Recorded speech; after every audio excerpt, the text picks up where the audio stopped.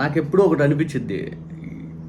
ఎవరో ఒకరు సినిమాల్లో యాక్ట్ చేసి కొంత ఫేమ్ రాగానే సెలబ్రిటీ స్టేటస్ అయ్యిది అనంగానే వాళ్ళొచ్చి ఒక మాట బయట చెప్పంగానే ఎందుకు కొంతమంది ఇన్‌ఫ్లుయెన్స్ అవ్వాలి? సినిమా జీవితం వేరు, బయట ప్రపంచం వేరు. సినిమాల్లో వాళ్ళు చెప్పే డైలాగులకి, బయట చేసే పనులకు పొంతననేది లేదు.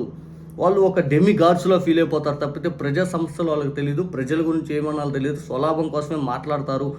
వాళ్ళు ఇంక ఇష్టానుసార రీతిలో ప్రవర్తిస్తూ ఉంటారు. కనీసం బిహేవియర్ కూడా వాళ్ళు కనీసం చాలా నీచంగా ఉంటుందని చెప్పి ఎన్నో సార్లు నాకు అనిపిస్తూ ఉంటది. చాలా సందర్భాల్లో చాలామంది మాట్లాడిన మాట కూడా నేను ప్రస్తావిస్తూ ఉంటా. చాలామంది మనం మాట్లాడి కూడా చూసాం.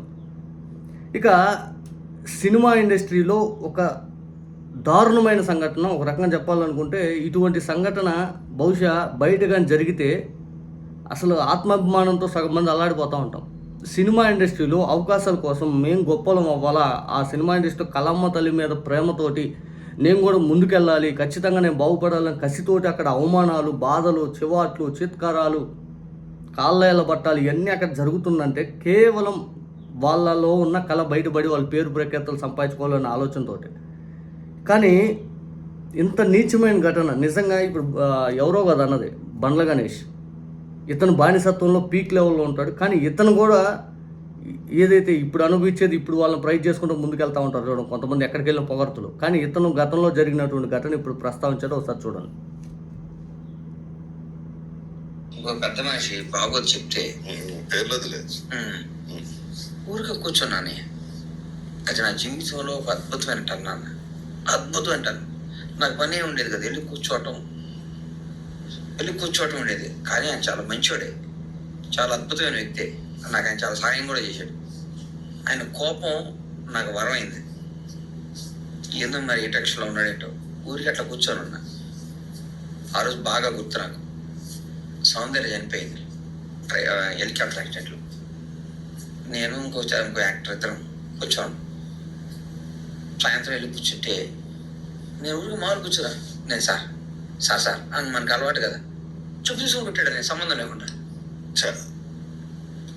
భగవంతుడి మీద నేను కాబట్టి నాకేం అవసరం చెప్పాలి. ఆయన పర్సనల్ టెన్షన్ అవుతారు. 2 రోజులు సారీ చెప్పాడు. విన్నారా? చెప్పు తీసుకొని కొట్టాడంట గమ్ము కూర్చుంటే. అంటే వీళ్ళ బిహేవియర్ ఎలా ఉంటుంది సినిమా ఇండస్ట్రీలో? ఒకసారి పెద్ద హిట్లు పడంగానే ఇంత దారుణంగా కొంతమంది బిహేవియర్ ఉంటుంది. నేను అందరిని కూడా అనట్లా, కొంతమంది వీళ్ళు ఖచ్చితంగా వీళ్ళు పబ్లిక్లోకి వచ్చి అట్లా ఇట్లా ఉండాలి అట్లా ఉండాలని నీతులు చెప్తూ ఉంటారు. వీళ్ళు రాజకీయ ప్రేరేపిత ఆలోచనతోటి కొంతమందిని ఏదో వాళ్ళ సొంత అవసరాల కోసం లేనిపోని ప్రచారం, లేనిపోని పబ్లిసిటీ కల్పిస్తూ ఉంటారు. వీళ్ళ ద్వారా ఏం ఉపయోగం సమాజానికని నాకు ఎప్పుడు అనిపిస్తూ ఉంటుంది. ఎందుకంటే వీళ్ళు డబ్బులు తీసుకొని యాక్ట్ చేస్తారు, డబ్బులు తీసుకొని ఏది చేసినా కానీ సమాజం కోసం ఉద్ధరించే పనులు ఏమైనా చేస్తారంటే ఏమీ లేదు. కానీ నేను సినిమా ఇండస్ట్రీలో చాలామందిని ఇటువంటి పరిస్థితులు నేను చూసాను. నాకు చాలామంది జూనియర్ ఆర్టిస్టులు తెలుసు, నాకు కొంతమంది ఏదైతే ఈ సినిమా ఇండస్ట్రీలో కొంతమంది నాకు తెలుసు. వాళ్ళందరి జీవితాలు ఎలా ఉంటాయో నాకు తెలుసు. వాళ్ళకు వ్యతిరేకంగా వెళ్తే ఖచ్చితంగా వాళ్ళ సినిమా అవకాశాలు రావు. ఎందుకు పోసాని గారిని తీసుకోండి, ఎంత ఇబ్బంది పెట్టారు ఆయన్ని. తర్వాత వైఎస్ఆర్ కాంగ్రెస్ పార్టీ సపోర్ట్ చేసినా లేకపోతే వాళ్ళకి నచ్చని ఏదైనా స్టేట్మెంట్ ఇచ్చినా వాళ్ళ సినిమాలో అవకాశాలు వస్తాయా?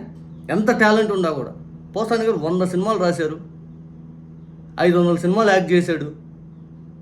అసలు ఈరోజు సినిమా అవకాశాలు లేని పరిస్థితి ఎందుకు వచ్చింది?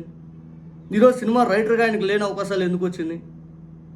కేవలం వాళ్ళకు వ్యతిరేకంగా వాళ్ళు చేస్తున్న దుర్మార్గాలు బయటపెట్టాడనే